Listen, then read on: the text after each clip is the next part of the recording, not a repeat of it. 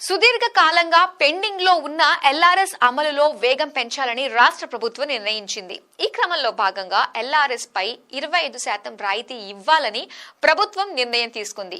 Plot కొనుగోలుదారులకు ఈ రాయితీని మార్చి 31 వరకు వెసులుబాటు కల్పించింది.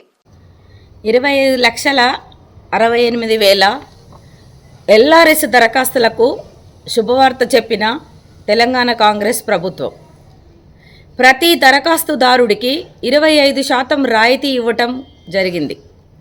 ఉదాహరణకు ₹1,00,000 ఎల్ఆర్ఎస్ చెల్లించవలసి ఉంటే 25% అంటే ₹25,000 రాయితీ లభిస్తుంది.